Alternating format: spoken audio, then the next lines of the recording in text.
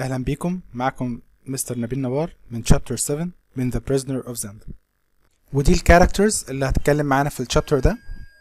ديتشارد، رودولف ذا فيفث اللي هو الكينج اوف روتينيا، رودولف راسندل، The Chief of Police in Strelso، روبرت هينزو، أنطونيت دوموبان، جوهان. The next day، اليوم التالي، 3 pieces of news، 3 أخبار arrived at Turnham country house، وصلت للمنزل الريفي طبعا بتاع قريب فريدز where we were staying، المكان اللي كنا قاعدين فيه. The first was، أول خبر كان the people of Strelso، الناس في ستريلسو had heard، سمعوا I was badly injured، إن أنا اتصبت إصابة خطيرة while I was hunting، وأنا بصطاد in the woods، في الغابة. and they were worried، وكانوا قلقانين. Secondly، الحاجة التانية أو الخبر التاني the Duke also thought، الديوك برضو أعتقد I was badly injured، أنا أصبت إصابة خطيرة although he understood، بالرغم من إنه فهم better، كويس قوي how I had got my injury، يعني طبعا عارف إزاي هو أصيب الإصابة دي. طبعا الإصابة بتاعته دي اللي هي كان سببها روبرت هينزو لما طعنه في كتفه. I hear this from Johan، أنا عرفت الأخبار دي كلها from Johan، من جوهان who I now trusted، دلوقتي بقيت بثق فيه and had allowed to go back to Zenda، وسمحت له يروح زندا.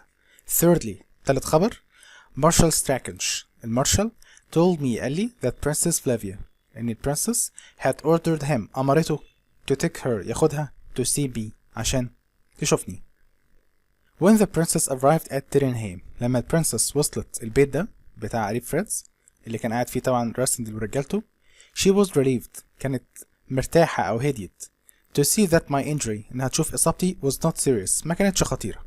However، بالرغم من كده Johan told us، جوهان قال لنا shortly afterwards، بعدين that the king was looking weak and ill، إن الكينج كان ضعيف وتعبان. and we realized، أدركنا that we had to do something quickly، إن إحنا لازم نعمل حاجة بسرعة ونتصرف بسرعة. we couldn't wait، مش هينفع نستنى any longer أكتر من كده or he would surely die، وإلا الكينج طبعا هيموت.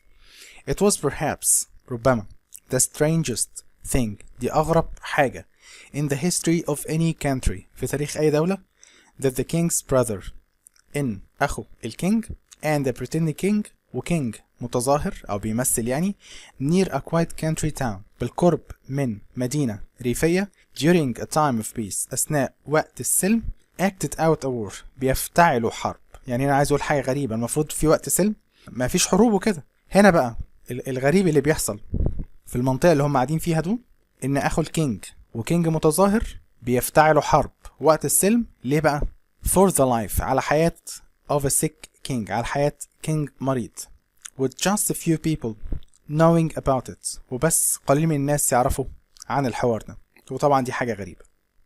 that night، تلك الليلة after Princess Flavia had gone to bed، بعد ما البرنسس راحت تنام I changed my clothes، غيرت لبسي and went outside، خرجت to join Sabt and Fritz، عشان انضم لسابت وفريدز with 7 men، ومعانا 7 رجال. we all had weapons، كلنا كان معانا أسلحة and we rode our horses، ركبنا الحصانة into a wet windy night، في ليلة كانت wet رطبة كده and windy فيها رياح. taking a quiet back road، خدنا طريق هادئ كده خلفي towards the castle of Zenda، ناحية كاسل بتاع زندا. it took us about an hour to get there، خد مننا تقريبا ساعة عشان نوصل هناك. a few hundred meters from the castle we asked the 7 men، طلبنا بالسبع رجال to wait with the horses، إن هم ينتظروا بالحصنة while we continued on foot، وإحنا كملنا على رجلنا up the hill، وطلعنا التل to the moat، عند الخندق المائي around the castle، اللي حوالين الكاسل. here Sabt tied the rope، وهناك سابت ربط حبل to a tree، في شجرة. and I took off my boots، قلعت البوتس بتاعي، الحذاء بتاعه using the rope، واستخدمت الحبل to climb down into the water، عشان أنزل في المي. although the night was windy and wet، بالرغم من الليل كان windy في رياح and wet ورطب، it had been a warm and sunny day، كان يوم warm دافئ and sunny مشمس. and the water was not cold، والمية ما كانتش باردة. and I swam without difficulty، أنا عمت من غير صعوبة round the castle walls، حوالين الجدران بتاعة الكاسل. I could hear voices، كنت سامع أصوات inside the castle، جوه الكاسل. but it was so dark، الدنيا كانت ضلمة that I didn't think، ما اعتقدتش anyone could see me، إن ممكن حد يشوفني.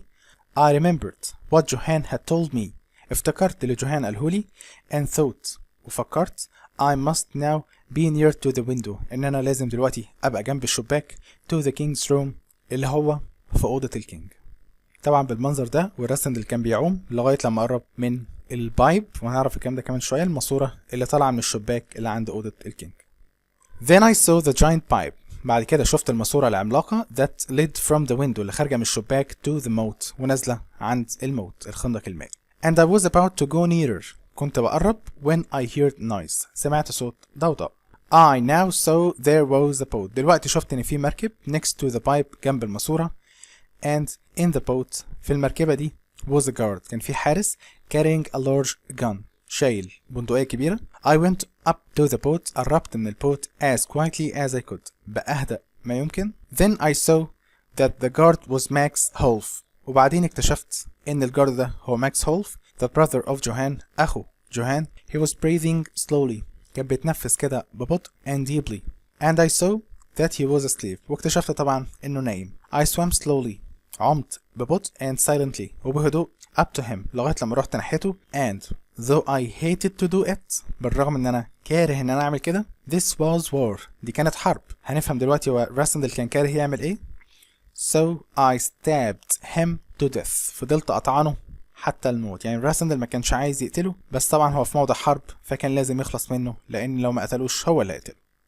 Now I had time to look carefully at the pipe. دلوقتي كان عندي الوقت إن أنا أبص بحرص على البايب ماسورة. I soon realized وأدركت that the bottom of the pipe إن أسفل البايب الماسورة دي was not fastened to the wall. مش ثابتة في الحائط. and I could see light coming from its far end. ولاحظت إن في ضوء خارج من نهايتها. I tried to push it. حاولت أزقها. and although the pipe was very heavy بالرغم إن البايب دي كانت تقيلة it moved just a little. اتحركت حبة صغيرين. Then I heard voices. بعد كده سمعت أصوات. One was the king. صوت منهم كان صوت الكينج and the other. والصوت التاني was a man with an English accent. كان واحد بيتكلم بلهجة إنجليزية. It was Ditchard. ده كان Ditchard. هنا Ditchard بيتكلم بيقول time for your sleep. جه وقت النوم بتاعك. said the Englishman. رجل إنجليزي بيقول هو Ditchard طبعا. رد عليه الكينج الريل كينج بقى الكينج الأصلي. Why doesn't my brother kill me now? ليه أخويا ما يقتلنيش دلوقتي يعني ويريحني؟ said the king in a weak voice. كينج طبعا بيتكلم وصوته weak ضعيف. رد عليه Ditchard. The Duke doesn't want you to die. الديوك مش عايزك تموت. Not yet anyway. مش عايزك تموت دلوقتي. Sleep well. نام كويس. said Ditchard. طبعا Ditchard قال الكلام ده. Then the light disappeared. بعد كده الضوء اختفى. And I could hear a door being locked. وسمعت صوت الباب بيتقفل. Now all I could hear. دلوقتي كل اللي قادر اسمعه was the king quietly crying. طبعا بيبكي بس بصوت منخفض. I realized nothing more could be done that night. أدركت إن مفيش حاجة تاني تتعمل في الليلة دي. So I climbed in the boat. تسلقت أو طلعت في البوت with Max dead وماكس ميت at the bottom في القاع and rowed back to the rope. وفضلت أجدف طبعا بالمركبة دي لغاية لما وصلت عند الحبل. The wind was blowing hard now. طبعا الرياح كانت بتهب جامد. So I didn't worry. ما كنتش قلقان that anyone would hear the boat. إن حد ممكن يسمع البوت. When I arrived next to the rope. لما وصلت جنب الحبل I tied it. ربطته round Max's body. حوالين جثة ماكس and asked سابت. وطلبت من سابت to pull it up. إنه يشد لفوق. Then I climbed. ثم تسلقت back to my friends. جنب أصدقائي. سابت whistled. سابت صفر for our 7 men. للسبع رجال بتوعنا to come. عشان يجوا and get us with their horses. وياخدونا بالحصنة بتاعتهم. But as they got nearer وهم بيقربوا we heard several shots. سمعنا صوت ضرب نار and loud cries وصوت صيحات. And then a voice called out. وبعد كده في صوت قال وانا كاتبه باللون الاصفر ده يعني مش معروف مين اللي قاله بالظبط. They've got me Rupert. دول قفشوني يا روبرت. There are 7 of them. في منهم 7. Save yourself. انقذ نفسك. We were running towards our men. كنا بنجري ناحية رجالتنا when a horse arrived with Rupert Henzo on it. لما في حصان وصل وعليه روبرت هينزو. It was so dark. الدنيا كانت مظلمة that he didn't see us. لدرجة إنه ما خدش باله مننا. So I took a large stick. خدت عصاية كبيرة and ran forward towards the horse's head. وجريت ناحية راس الحصان بتاع روبرت طبعا. Now surely we had him. دلوقتي أكيد إحنا نلنا منه أو معنى أصح حابسينه يعني. But he was too quick. روبرت كان سريع جدا. he waved the sword قعد يلوح أو يحرك كده السيف بتاعه at me ناحيتي and cut my stick into half وكسر العصاية نصين. العصاية اللي راسندل كان ماسكها عشان يخبط الحصان بيها. I stepped back خط خطوة لورا and before we knew it قبل ما نعرف he had disappeared هو اختفى into the night في الليل. I later found out بعدين اكتشفت that Lundgren and Craftston دول طبعا اتنين من رجالة مايكل اللي هم الروتينيانز were both killed الاتنين اتقتلوا by our men عن طريق رجالتنا. although the fight had cost us 3 of our own men بالرغم ان القتال ده كلفنا 3 من رجالتنا. يعني راسندل خسر في المعركة دي 3 من رجالته ومايكل خسر 2 يعني راسندل خسر رجالة اكتر. we went home with heavy hearts رجعنا طبعا البيت وقلوبنا حزينة for our friends على أصدقائنا worried about the health of the king وقلقانين على صحة الكينج and angry وغضبانين that Robert had escaped إن روبرت هرب. ده طبعا المنظر لما راسندل كان رايح ناحية الحصان بتاع روبرت ومع العصاية. The next day تاني يوم I received a visit from the chief of police in Strelso جات لي زيارة من رئيس الشرطة في ستريلسو. He told me قال لي that the British ambassador إن السفير الإنجليزي اللي هو السفير بتاع بلد راسندل الأصلية بقى had reported بلغ that an Englishman إن في رجل إنجليزي called Rasendal اسمه راسندل had disappeared اختفى near the town of Zenda بالقرب من زندا. They had found his bags لقوا الشنطة بتاعته اللي هي شنطة راسندل يعني at a nearby train station في محطة قطر قريبة. and the man called Mr. Featherly وفي راجل يدعى Mr. Featherly اللي هو بالظبط كده جورج Featherly اللي كان شغال في السفارة from Paris من باريس believed he was traveling with Antoinette de Maupin. جورج Featherly ده قال إن راسندل كان مسافر مع أنطوانيت دو موبان. he asked if I knew the lady وطبعا رئيس الشرطة بيسأل راسندل إذا كان يعرف أنطوانيت دي. yes I do. راسندل رد عليه قال له أيوة أنا عارفها. I replied ردت عليه I believe she and her servants أعتقد إن هي والخدام بتوعها were guests of Duke Michael كانوا ضيوف عند ديوك مايكل. I see said the policeman. طبعا رجل الشرطة قال له أنا واخد بالي. go back to Strelso. هنا راسندل طبعا بيكلم رئيس الشرطة ويقول له ارجع Strelso and tell the ambassador وقول للسفير what you know اللي انت تعرفه. I'll look into this for you وانا هشوف الحوار ده ليك. I told him ده طبعا راسندل بيبلغه الكلام ده. return in 2 weeks ارجع كمان اسبوعين and I'll tell you what I've found وهقول لك اللي انا اكتشفته. طبعا راسندل هنا بيسرب رئيس الشرطة عايز يخلص منه يعني ومش عايز وجع دماغ لان هو اللي فيه مكفيه يعني هو بيفكر في كذا حاجة دلوقتي.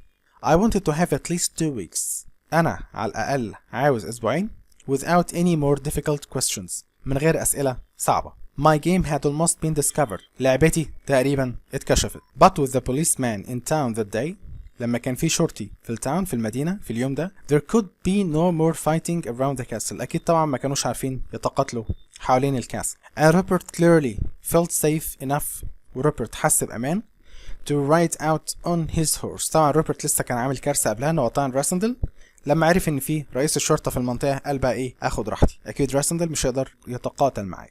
When I saw him لما شفته I quickly caught up with him بسرعة كده لحقته. He looked surprised كان طبعا متفاجئ to see me إنه يشوفني. How's my brother today? I asked him. سأل طبعا راسندل بيقول له روبرت أخويا عامل إيه النهاردة؟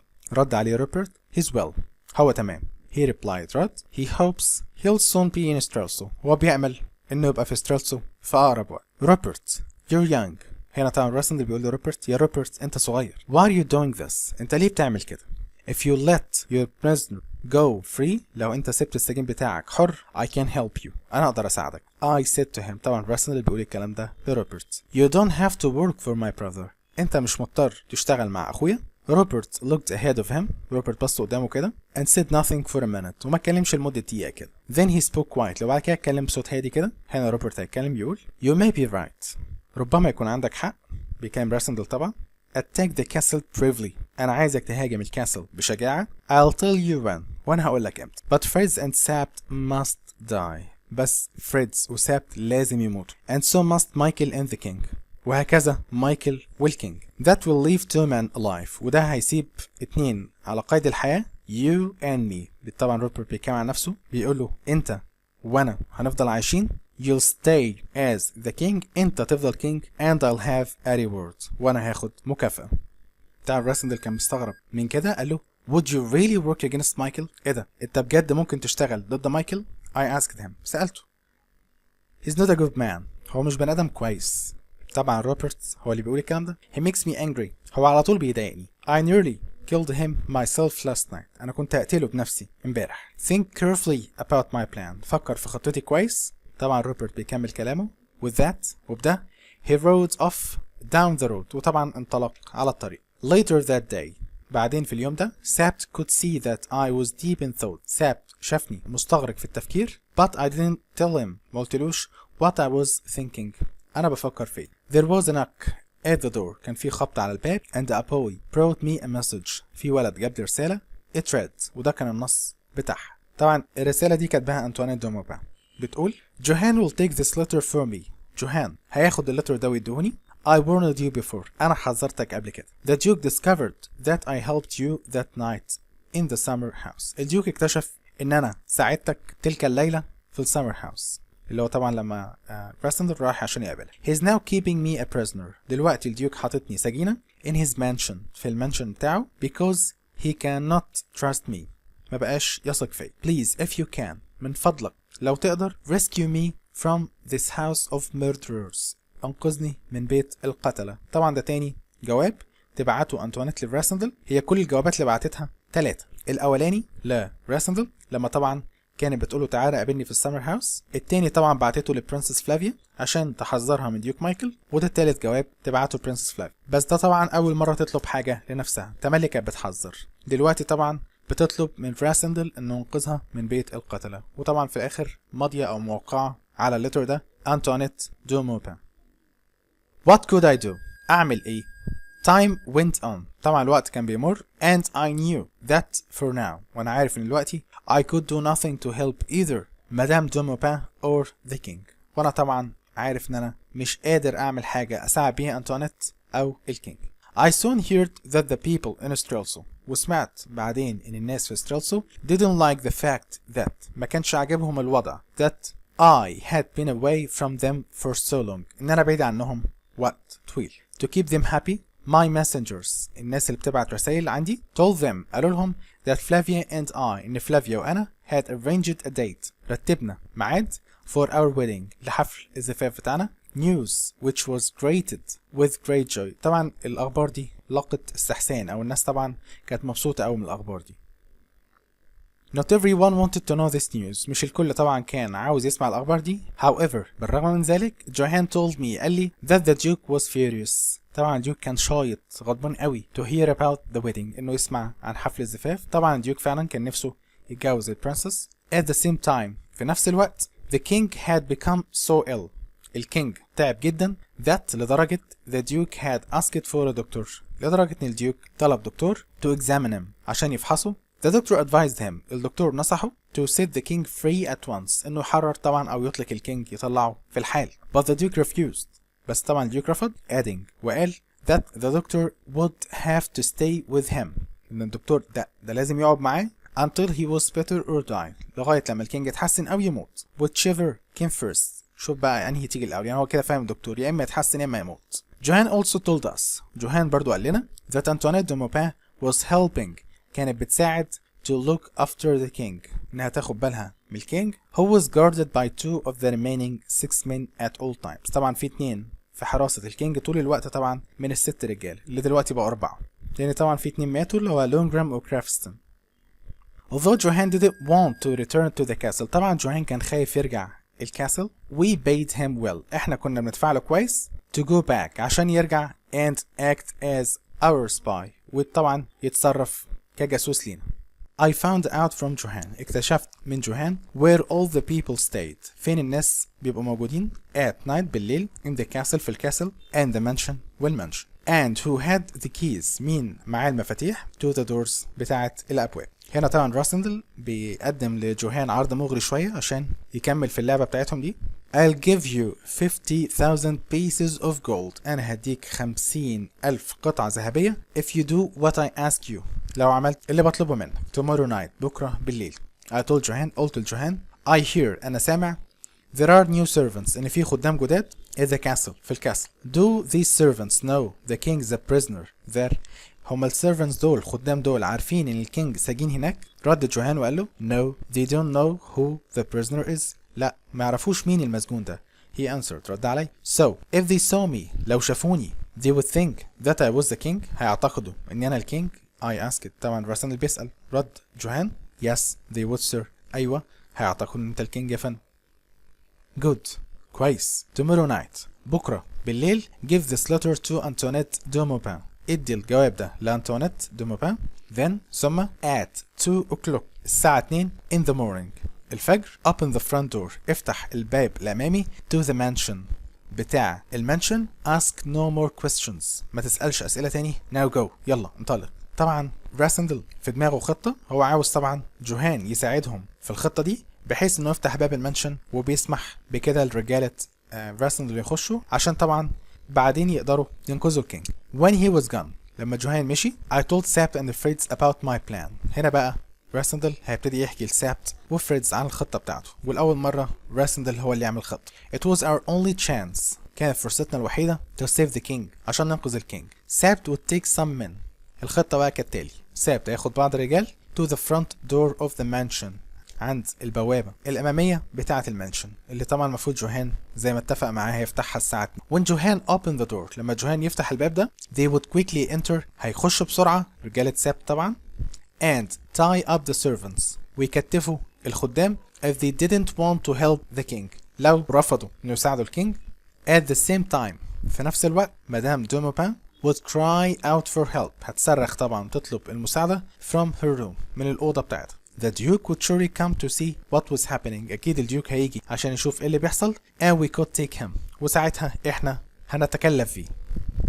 يعني هيمسكوا الديوك. Then there would only be 2 men left guarding the king. ساعتها هيبقى في 2 بس بيقوموا بحراسة الكينج. So we would need to move quickly. هنبقى محتاجين نتحرك بسرعة before they hurt him قبل ما يأذوه. Meanwhile في الوقت ده the house at Turnham was to be filled with lights and music. طبعا راسندل عايز يعمل تمويه يعني بيقول في المنزل بتاع قريب فريدز اللي هم المفروض قاعدين فيه ده هيبقى مليان أضواء أنوار يعني وموسيقى so that people believed عشان الناس طبعا تتخدع وتصدق we were having a ball إن إحنا عاملين حفلة. Marshal Strachange would guard the house. مارشال هيقوم بحراسة البيت ده and the princess وحراسة البرنسس and if the next day ولو تاني يوم we had not returned مرجعناش he would then march to the castle هيروح ناحية الكاسل and ask to see the king at once ويطلب طبعا رؤية الملك في الحال. if the king was not there لو الكينج ما كانش هناك he would quickly take Princess Flavia بسرعة ياخد Princess Flavia back to the capital ويرجع بيها العاصمة where she would become queen وهناك هتبقى queen ملكة. So that night في الليلة دي at midnight في نص الليل Sap took his men أخذ رجالته to the mansion ناحية المنشن. I rode alone أنا ركبت الحصان بتاعي لوحدي a different way to the castle في طريق مختلف ورحت ناحية الكاسل with clothes ولابس لبس to keep me warm عشان يدفيني weapons ومعايا أسلحة and a rope ومعايا حبل. half an hour later بعديها بنص ساعة I was back by the moat طبعا كنت موجود جنب الموت الخندق المائي. I left my horse سبت الحصان بتاعي and gone in some trees حطيت طبعا الحصان بتاعه والجان جنب شجرة. tied some rope ربطت حبل to another tree في شجرة تانية and climbed down into the water once more ونزلت في المية مرة تاني. I swam back to the pipe أنا فضلت أعوم ناحية البايب الماسورة below the window تحت الشباك but now the pipe was fastened to the wall دلوقتي بقى البايب بقوا لازقينها أو مثبتة في الحيطة. الأول طبعا ما كانتش مثبتة and no light showed وما كانش باين منها أي ضوء المرة دي. I looked up بصيت فوق at the mansion على المانشن and saw that the lights were on in the windows to the Duke's and Madame de Maupin's rooms ولقيت طبعا في الأضواء عند الشبابيك بتاعت أوضة مايكل وأوضة أنطوانيت.